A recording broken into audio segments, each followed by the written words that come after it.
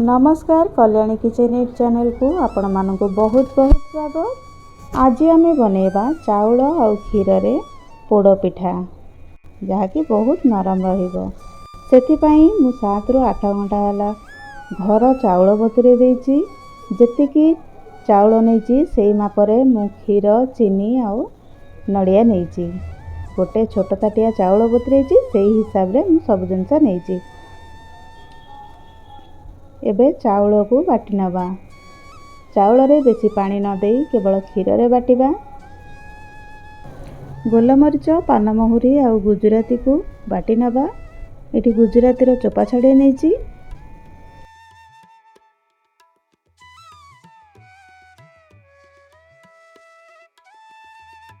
ताकू गोटे fine paste करि नबा।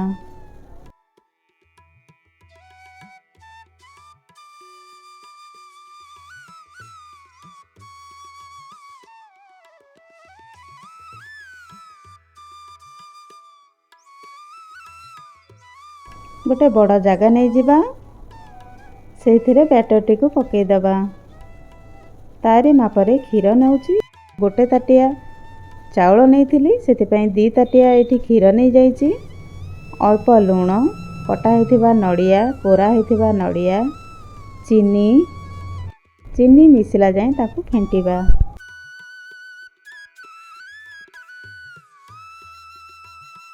एटी गोटे मोटा कड़ई नैछि सेथिरे मु लूण आगुरु गरम करिया को रखि देइछि। तापरे आउ गोटे कड़ई नै सेथिरे गुआ घियो गोटे चमच नैछि। काजू किशमिश को सेथिरे भाजी नबा। भाजी गला परे आउ गोटे ग्लास एठी क्षीर दे देबा।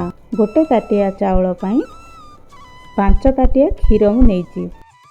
तापरे बनै के रखिथिबा बैटर टी को पकई देबा। कंटिन्यूअसली चलाउथिबा नले गेटा रहि जिवो।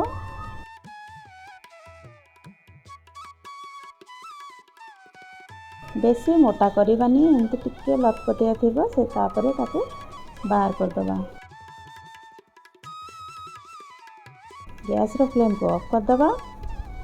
एबे गोटे कदली पत्र नैछि ताको धोई देकी अल्प टिके गुआ घियो मारी गोटे केक टिन रे ताको सजै दबा। एटे अपना बटर पेपर रो भी व्यवहार करि परिबे नाने खाली केक टिन रे घिया लगेकी गरमा गरम जंतुनी दे दबा।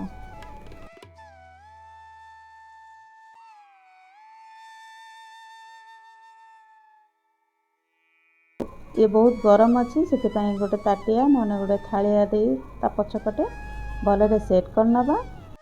ता ऊपरे 2 चम्मच घी दे दबा।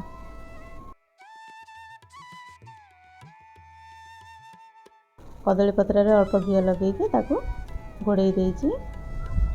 एठी हमर कड़ई रे जो लूण पकईतिले सेटा ताती गराणी। ता ऊपरे रखिकी लो फ्लेम रे ताको 45 रु घंटे खंडे छाड़ी दबा सिझिबा को।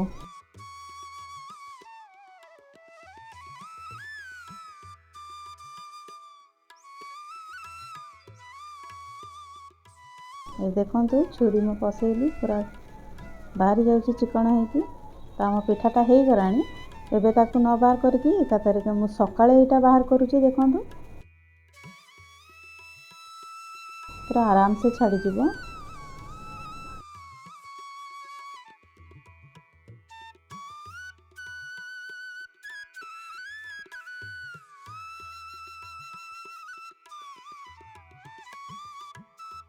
बनीगला आमर एठी चाउल और क्षीर पोड़ पिठा।